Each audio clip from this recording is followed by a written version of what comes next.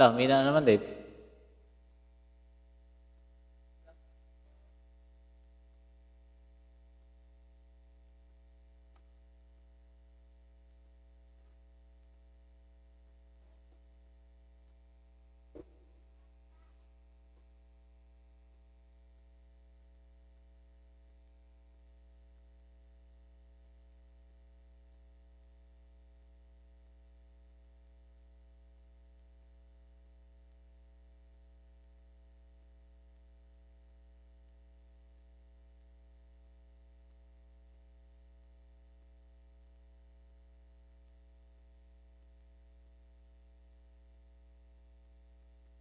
Kaya na?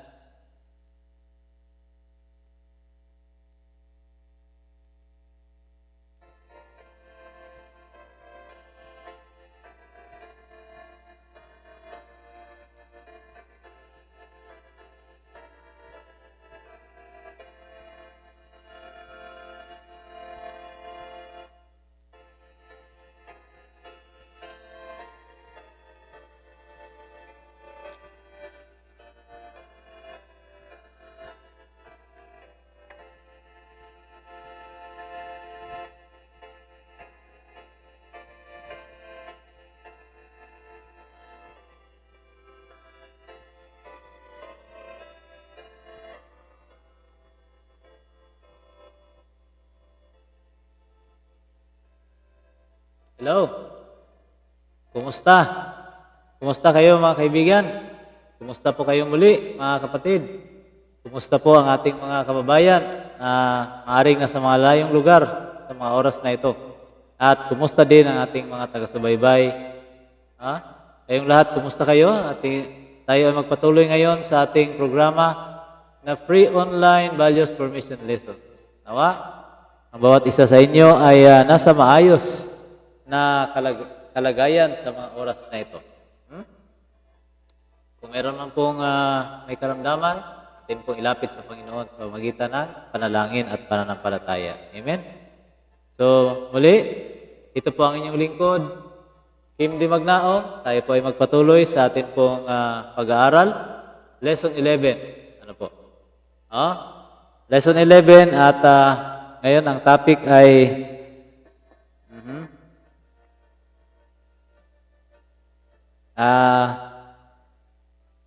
ang topic po natin ngayon ay ano po? Ritual ng mga handog. Okay. Pero bago po yun, kung maaari po ay baka hindi pa po kayo nakapag-subscribe sa ating YouTube channel na Three Angels Community Service, pakisubscribe po at pakiclick ang notification bell at pakishare. Yan. So, mga kaibigan, mga kapatid, tayo po ay magpatuloy sa pamamagitan ng isang opening prayer. Yan. Tayo po ay manalangin, tayo po ay magdasal, mga kaibigan. Mapagpala at mahabaging Diyos, Panginoon, muli sa mga oras na ito, narito po kami muli, Panginoon.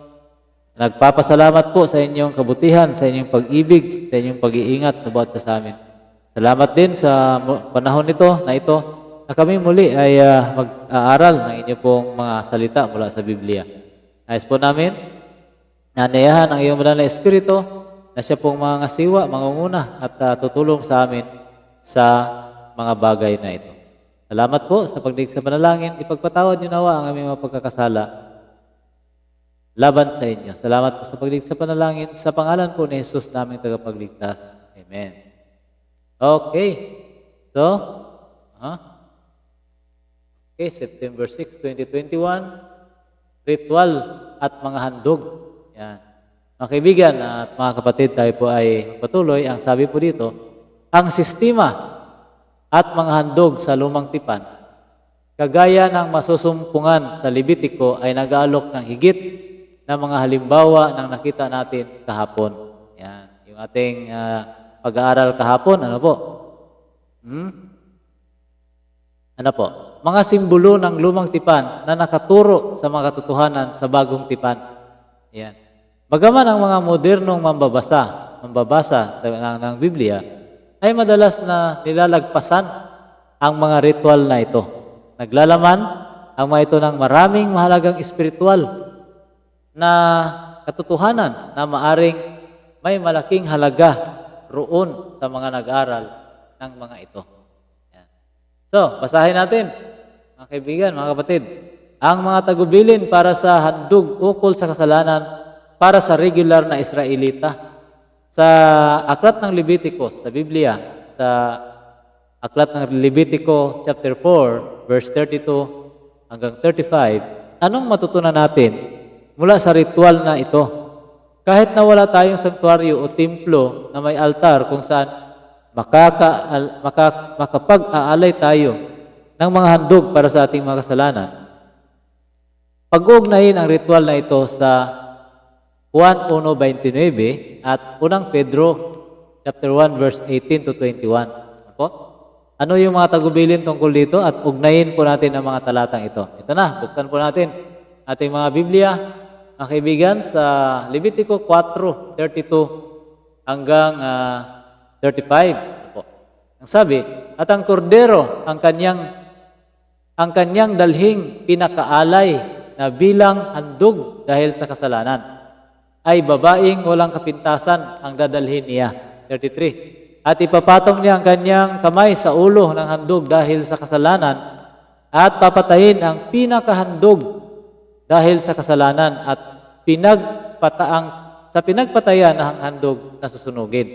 34. At dadampot ang saserdote sa pamamagitan ng kanyang daliri ng dugo ng handog dahil sa kasalanan at ilagay sa ibabaw ng mga anyong sungay ng dambana. Dambanang pagsusunugan ng handog at ang lahat ng dugo ay ibubuhos niya sa paanan ng dambana. 35. At ang lahat ng taba ay kanyang alisin gaya ng pagkaalis ng taba sa kordero na hain ng mga handog tungkol sa kapayapaan. At susunugin ng saserdote sa dambana sa ibabaw ng mga handog sa Panginoon na pinaraan sa apoy at itutubo sa kanya ng saserdote tungkol sa kasalanan na kaniyang kasalahan at siya'y patatawarin. Yan. So, yun po yung ginagawa ng mga sinaunang Israelita. Ihambing daw natin ito sa Juan chapter 1 verse 29. Yan. Yun pong doon sa mga Israelita ay mga kordero o mga tupa. Dito po ay sa 29, nang kinabukasan ay nakita ni Juan si Jesus na lumalapit sa kaniya at sinabi, narito ang kordero ng Diyos na nag-aalis ng kasalanan ng sanlibutan. Ito yaong aking sinasabi sa hulihan ko. Yan. Okay? So, sino daw? Si Jesus ang kordero na nag-aalis ng kasalanan. Okay, sa 18 to, ano yung kanina? 18 to, 1 Pedro, chapter 1, 18 to 21. Ano po? Okay. Na inyong nalalamang kayo'y tinubos, hindi sa mga bagay na nangasisira ng pilak o ginto, mula sa inyong walang kabuluhang paraan ng pamumuhay na ipinamana sa inyo ng inyong mga magulang. 19. Kundi, ng mahalagang dugo gaya ng sa korderong walang kapintasan at walang dungis sa makatuwid bagay ang dugo ni Kristo. Yan. 20. Na nakilala nga ng una bago itinatag ang sanlibutan, ngunit inihayag sa mga huling panahon dahil sa inyo na sa pamamagitan niya ay nananampalataya kayo sa Diyos na sa kanya'y bumuhay na maguli sa mga patay at sa kanya'y nagbigay ng kaluwalhatian upang ang inyong pananampalataya ay pag-asa ay mapa sa Diyos. Yan. Ano daw po? Okay. So, mga kaibigan, mga kapatid, ang ritual ay isang napakahusay na tagapaghayag ng mahalagang prinsipyo at informasyon.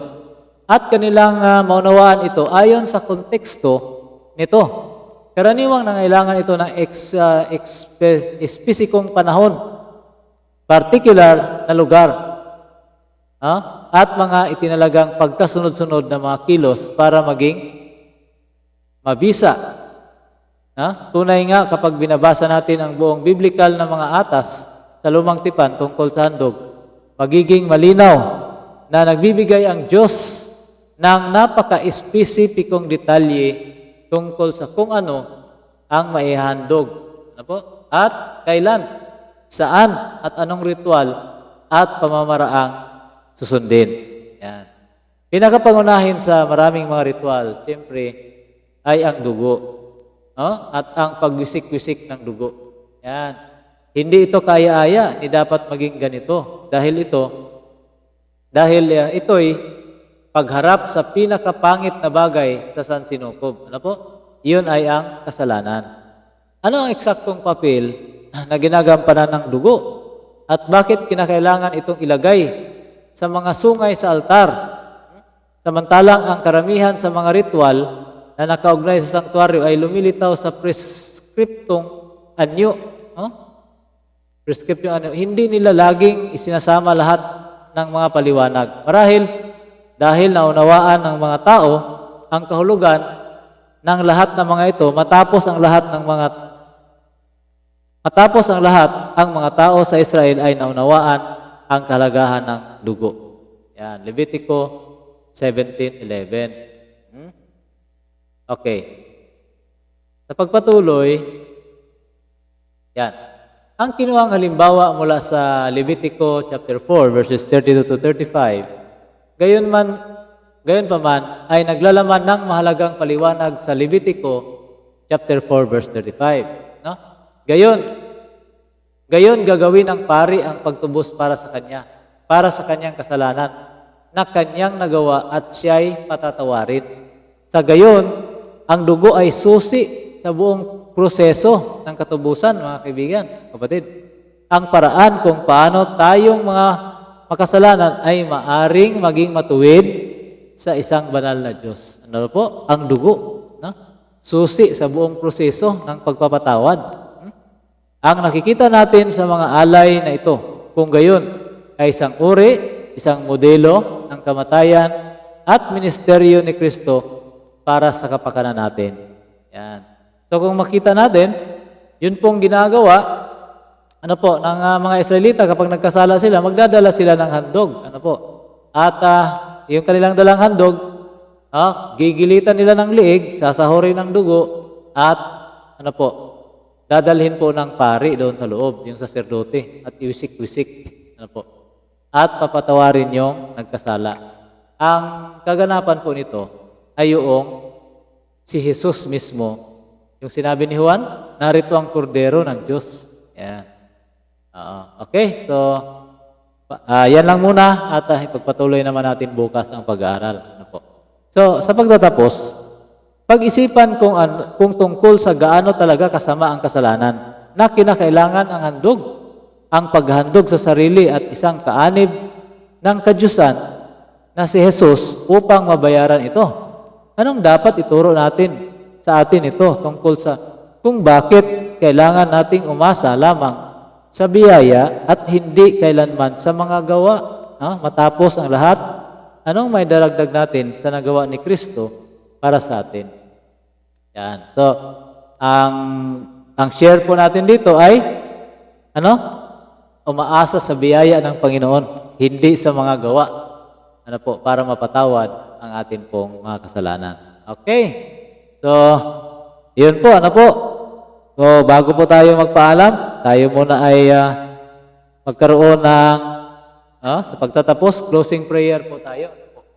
Manalangin po tayo, magdasal po tayo mga kapatid.